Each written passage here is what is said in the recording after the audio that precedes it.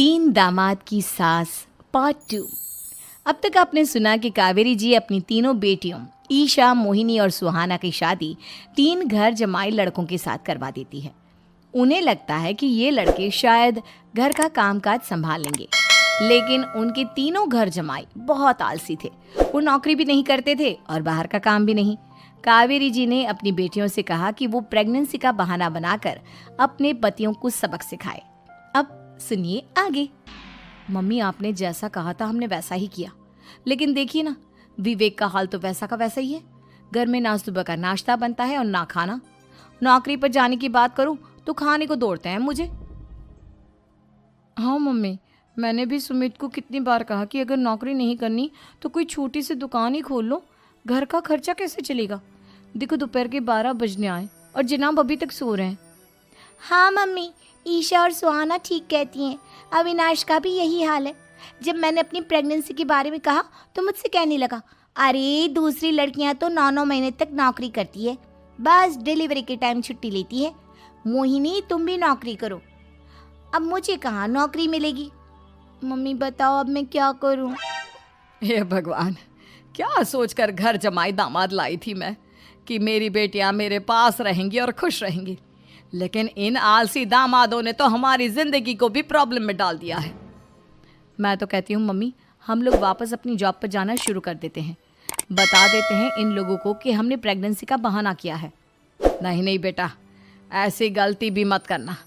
अगर तुमने ऐसा किया तो इन तीनों की आदत और ख़राब हो जाएगी। अरे आज नहीं तो कल कभी तो तुम प्रेग्नेंट होगी, तब वापस यही प्रॉब्लम आएगी। तब क्या करोगी तुम तीनों? हाँ मम्मी, आपकी बात तो बिल्कुल सही है। इन लोगों को तो सुधारना ही पड़ेगा। लेकिन कैसे? अपने बच्चों के आने की खबर सुनकर भी इन लोगों पर कोई असर नहीं हो रहा। पैसे कमाने के लिए घर से बाहर निकलना ही नहीं चाहते ये तीनों। अब मेरे दिमाग में एक प्लान आया है। तुम तीनों चिंता मत करो, उन तीनों को बुलाओ, फिर मैं बात करती हूँ। थोड़ी देर बाद कावेरी जी अपने तीनों दामादों को सामने बुलाकर अपनी बात कहना शुरू करती हैं। अविनाश, सुमित और विवेक, देखो बेटा, मैं ना तुम तीनों से बड़ा प्यार करती हूँ, इसीलिए तो तुम्हें घर जमाई बना कर रखा है मैंने। अरे मम्मी जी, सीधे सीधे कहिए ना, क्या बात है? प्यार तो हम भी आपको बहुत करते हैं। अरे मम्मी जी, आपकी इज्जत भी बहुत करते हैं। अरे भाई, आपके जैसी सास और कमाने वाली बीवी सबको मिलती है क्या? हाँ मम्मी, विवेक और सुमित ठीक कह रहे हैं। आपकी बेटी से शादी करके मेरी तो ज़िंदगी ही अच्छी हो गई है। जानती हूँ मैं, और ये भी जानती हूँ कि तुम तीनों अपने अपनी बीवियों से बहुत प्यार करते हो। बेटा, बात ऐसी है कि हमारे कुल गुरु ने कहा है कि प्रेग्नेंट होने के बाद मेरी तीनों बेटियां शुरू के 4 महीने हमारे गांव में जाकर रहेगी, जहां मेरे चाचा जी रहते हैं। अरे लेकिन क्यों मम्मी, गांव में जाकर रहने की क्या ज़रूरत है इन तीनों को? वो क्या है ना बेटा, हमारे परिवार को एक श्राप है। अगर मेरी बेटियों ने यहाँ पर बच्चा पैदा करने की कोशिश की तो उनके बच्चों को कुछ भी हो सकता है। इसलिए अब से लेकर 4 महीने पूरे होने तक इन्हें गांव वाले घर में रहना पड़ेगा। हाँ तो इसमें प्रॉब्लम क्या है मम्मी जी? हम भी वहाँ जाकर रहेंगे, पिकनिक मनाएंगे। अरे भाई, बीवी जहाँ हम भी वहाँ। हाँ यार, आइडिया तो बहुत अच्छा है। शहर की ज़िंदगी में रह रहकर परेशान हो चुके हैं, अब कुछ दिन गांव में बिताएंगे। तुम लोग समझने की कोशिश क्यों नहीं करते? तुम में से कोई भी वहाँ नहीं जा सकता, और मैं यहाँ रहूँगी ना तुम तीनों के साथ। 4 महीने की तो बात है, उसके बाद ये तीनों ही लौट कर आ जाएंगी। ठीक है मम्मी जी, अब हमारे बच्चों का सवाल है तो ये तो करना ही पड़ेगा। कावेरी अपनी तीनों बेटियों को कुछ दिन के लिए घर से बाहर कहीं दूसरे शहर में रहने के लिए भेज देती है।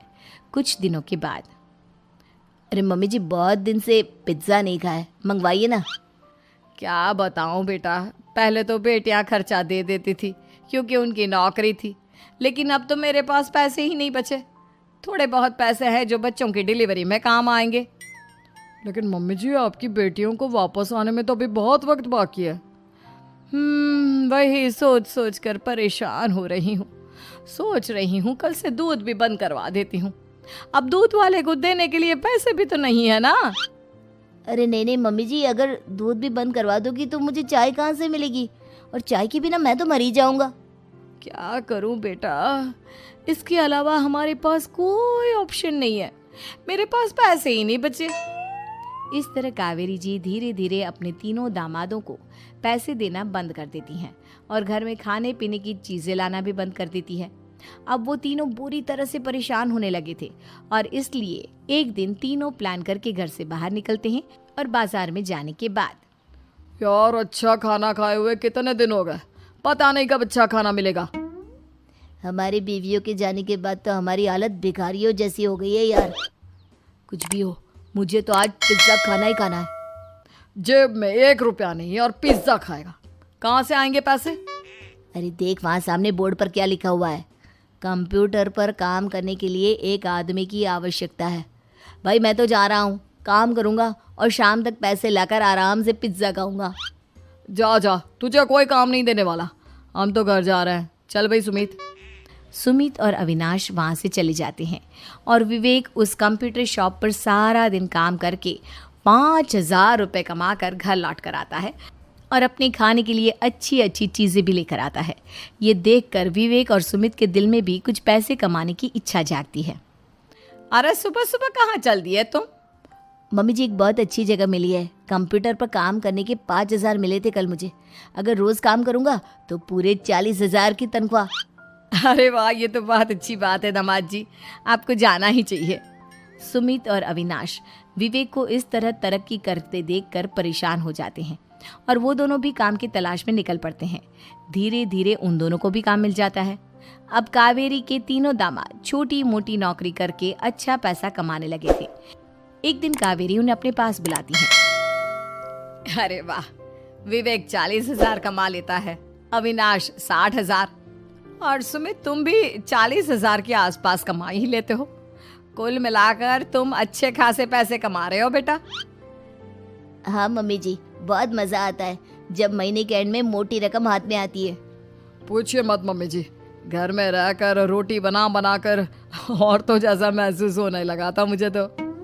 हाँ बेटा, तुम तीनों की बात तो बिल्कुल ठीक है और जानते हो अब तुम तीनों की पत्नियां भी वापस लौट कर आने वाली है। लेकिन मम्मी जी अभी तो उन्हें गए सिर्फ 2 महीने हुए हैं, आपने तो कहा था वो 4 महीने के बाद लौट कर आएंगी। ऐसा कुछ नहीं है बेटा, मैं सिर्फ तुम तीनों को सबक सिखाना चाहती थी कि आदमी घर में बैठकर बीवी की कमाई खाता हुआ अच्छा नहीं लगता।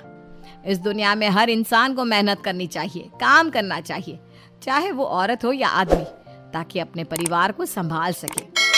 कावेरी की बात सुनकर उन तीनों को अपनी गलती का एहसास होता है और कावेरी उन्हें सच बता देती है कि ईशा, सुहाना और मोहिनी शहर में ही कहीं दूसरी जगह रह रहे थे। शाम के वक्त उन तीनों की पत्नियां लौट कर आ जाती है और कावेरी जी का परिवार एक खुशहाल परिवार की तरह रहने लगता है।